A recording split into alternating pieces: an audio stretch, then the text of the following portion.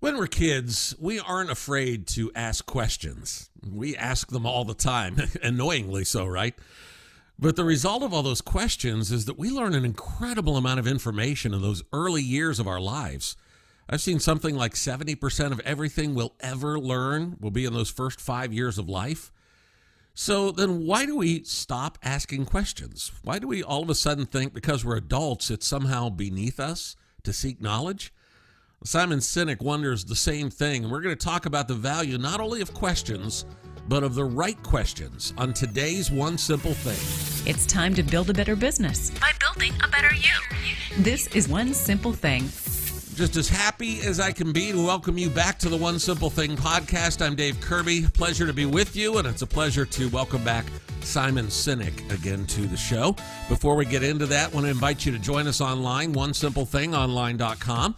We have links to both of Simon's books, Start With Why, and his newest book, Leaders Eat Last. We would love for you to pick up copies of those. You can find them. Again, there's a banner ad on our website. Just go to onesimplethingonline.com. Look for the Simon Sinek banner right there at the right-hand side of the page. Also, we've been doing some redesign of the website, adding more content, more information. If you like it, I'd love to hear from you. You can shoot me an email anytime about anything. Dave at onesimplethingonline.com with the number 1 in there. Dave at onesimplethingonline.com. All right, let's get on with the show. Simon Sinek is author of 2 books. I mentioned them already, Start With Why and Leaders Eat Last. He's best known for popularizing the concept of why, and he gave us a talk on the subject that became the second most watched TED Talk of all time. He's been featured in publications like the New York Times and Inc. magazine, NPR, and others, and now we've got him here on the One Simple Thing podcast. Simon Sinek, it is my honor and privilege to have you back here on the One Simple Thing podcast. Thanks for having me. You, obviously, everybody knows you for your, I believe, is a kind of a business classic, Start With Why, which is a huge bestseller and, of course, a huge TED Talk as well. Your latest book, your new one, is also a New York Times bestseller. It's called Leaders Eat Last. Would you consider the new book to be kind of a continuation of what you started in Start With Why? I mean, in a sense, yes. My work is semi-autobiographical. And so, as my life moves forward, so too does my thinking. The first book was about my loss of passion. I had lost my passion for what I was doing, and it was really hard. It was, I didn't want to, I had this great life and this good job, and yet I didn't want to wake up and do it again in the morning. And I kept that to myself. I wasn't enjoying my work. And I was embarrassed by that because superficially everything looked good. And the discovery of the why helped me rediscover my passion to levels that I'd never experienced before. And then, as that changed my career and I ended up sort of writing a book and talking about it, which I never expected, quite frankly, it was just a tool meant to help me. I started to suffer new struggles. And one of those struggles was trust. It was harder and harder to trust people. And I sort of reverted to my old friends.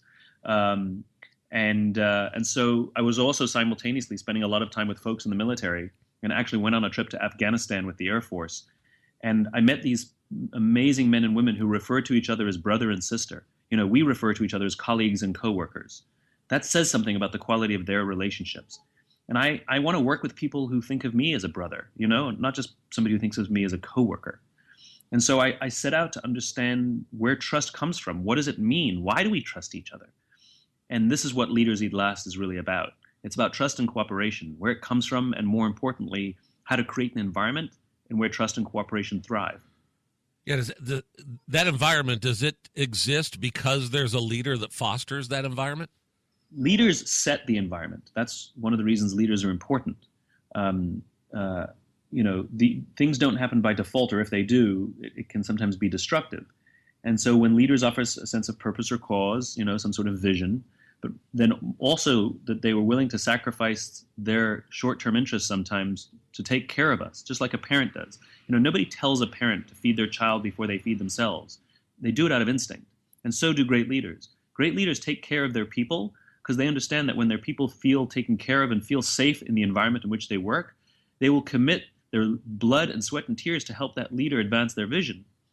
When we do not feel safe amongst our own, we have no choice but to protect ourselves from our own leaders. I was witness to a scene that played out in an airport that captures it brilliantly. where one of the passengers attempted to board the aircraft before their group number was called, which I think is a felony. I've seen that too. Yeah, and the gate agent berated him. "Step aside, sir. I haven't called your group yet. Please step aside and wait till I call your group," is basically how she talked to him. And I spoke up. I said, "Why do you have to talk to us that way? Why can't you talk to us like we're human beings?" And she looked me in the eye and said, "Sir, if I don't follow the rules, I could get in trouble or lose my job." All she revealed to me is that she does not feel safe in her own job. All she revealed to me is that her own leaders don't trust her to make her own decisions and how to do her job. And guess who suffers? The customer and the company. The reason we love flying Southwest Airlines is not because they have some magical formula to hire great people. It's because the people who work there don't fear their own company and they don't fear their own leaders. Their leaders trust them to do the right thing, to do the job that they're asked to do. And guess who benefits? The customer and the company. And if you work in a company where it's standard practice for people to have to send a CYA email after every decision they make, that is a sign that people are taking time and energy out of their day away from actually doing their work, away from actually advancing the company's interests in order to protect themselves from their own leaders. That's what that is. That's just one sign of when we do not feel safe inside our own organization. Politics, gossip, all of these things, they show up because it's our attempt to take some control of our day and protect ourselves from our leaders. Great organizations in which we know that our leaders would sacrifice their interests for our lives, those things don't exist. People don't have to do those things because they feel safe. Well, yeah, that's leadership. The other way of doing things is more like dictatorship than leadership, correct? I mean, yeah, dictatorship is the complete opposite, where somebody has put their interests ahead of everybody else's lives, and that's the opposite of leadership. So, you know what, a common thread I'm hearing from you as we talk about your first book, Start With Why, and then the new one, is that you ask questions. You know, you see something that doesn't make sense to you, or you don't understand, or you are unsure of, even in yourself, and instead of just looking at it and going, you dare to ask why, right? You say, why do I act like this? And so that importance of curiosity just can't be overstated, can it? You're 100% right. You know, one of the things that I've learned is asking questions is king. We ask questions when we're little kids, and for some reason when we grow older we stop, and I don't know why that is. And if you think about a child is a sponge. A child is trying to learn everything about the world, how to function in it, how to speak, how to act, everything.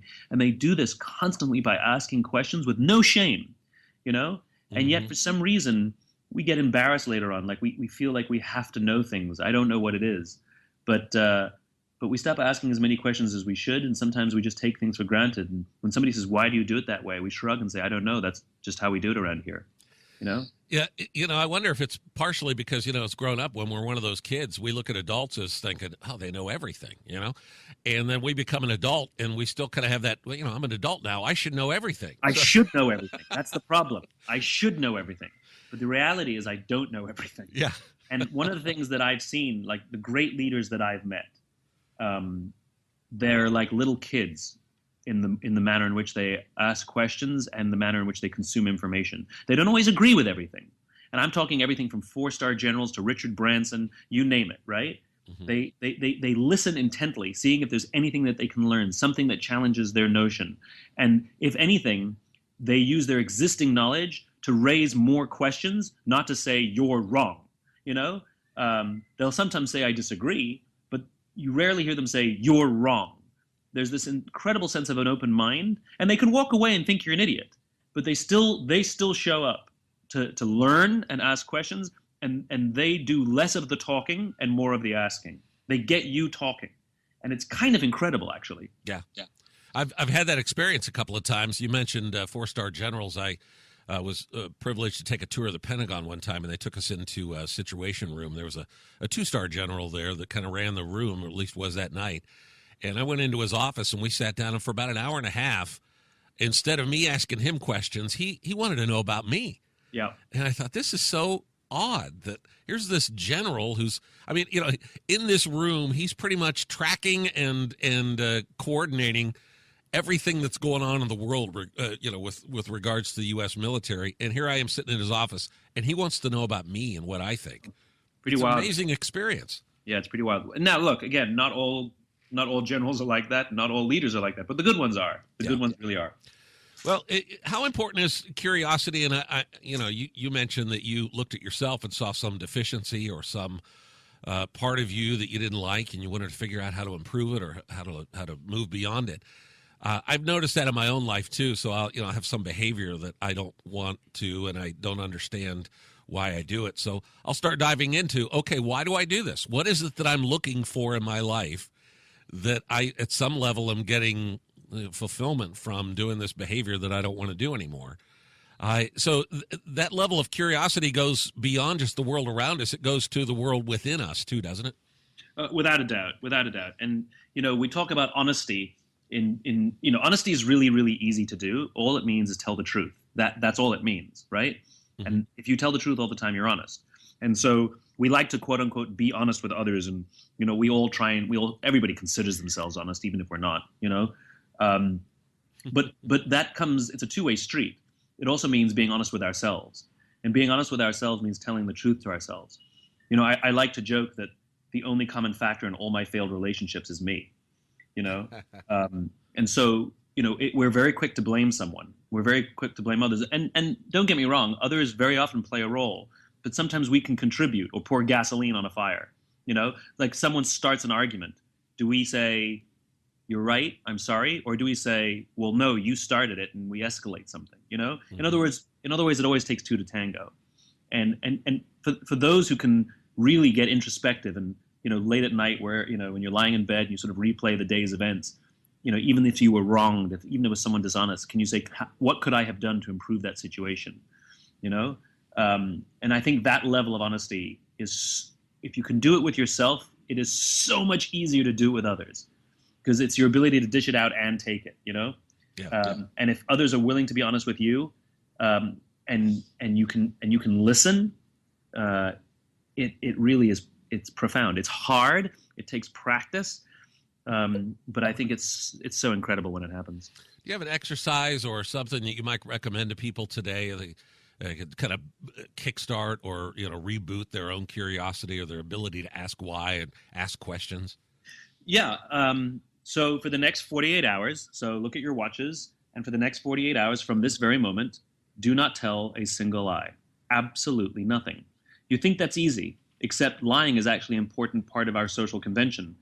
Somebody gives you a disgusting sweater for your birthday, and they say, "What do you think?" And you say, "Oh my God, I love it." Now that's a lie, right? And we do that. We lie on purpose for good reason, because we want to protect the feelings of other people, because we never want to say, "Oh my God, it's disgusting," because it would hurt their feelings. And so the question is, how do you answer that question honestly without lying? Honey, do I look fat in these jeans? You can say, "I like the other jeans better," But the point is for the next 48 hours from this very moment, do not tell a single lie. It is so difficult, and it's such great practice. And I tried this, and by sheer coincidence, within this 48-hour period, I happened to have a meeting with the head speechwriter for the Senate Majority Leader, and we're sitting in this beautiful office in the Capitol with these vaulted ceilings and frescoes and all the rest of it. And the first question she asked me is, "How much research have you done on the leader?" Now, on any other day, I would have said a little to save face, because I don't want to humiliate myself. And I in my head, I went, "Oh, come on," And I looked her in the eye and I said, "None." And she said, "Okay, well, let me tell you then." And I realized in that moment, she wasn't asking me the question to catch me out. She was trying to find out what my baseline was so she could decide how much she needed to tell me. And if I had said a little, she would have told me less than I needed to know. Because I said none, she told me everything. Now, it doesn't always go that way. Sometimes we do get humiliated. But the point is the opportunity to tell the truth actually reveals more and allows others to help us more than we realize. That's why it's such a great practice. So that's what I would recommend to people. For the next 48 hours, not a single lie, absolutely zero. Doesn't mean you have to be brutal, doesn't mean you have to be mean. You just have to tell the truth. Okay, I'll take you up on that challenge. And I appreciate you being with me, and that's no lie. Thank you. Thanks a lot. Okay. Are you up for the challenge? I would love for you to join me on this exercise over the next 48 hours. And maybe you'd even want to leave us a comment on the Facebook page. I'll make a post on there today. Facebook.com/One Simple Thing Podcast with the number 1. I'll make a post, and if you want to comment on there and let us know whether or not you're going to take us up on the challenge, would love to kind of make it a community thing. Find out what we learn together as we commit to that brutal honesty. Again, not cruel honesty, but brutal honesty. More brutal on us than on other people, right? Just to admit that sometimes we don't know, or that we don't like, or that it's okay to have a differing opinion than other people. It's a very freeing thing. So I would love for you to join me on that little exercise. Again, I'll make a post on the Facebook page today. And if you want to join us, you can do so on there. Again, it's Facebook.com/One Simple Thing Podcast with the number 1. Simon Sinek is the author of 2 books, Start With Why and Leaders Eat Last. Both are bestsellers.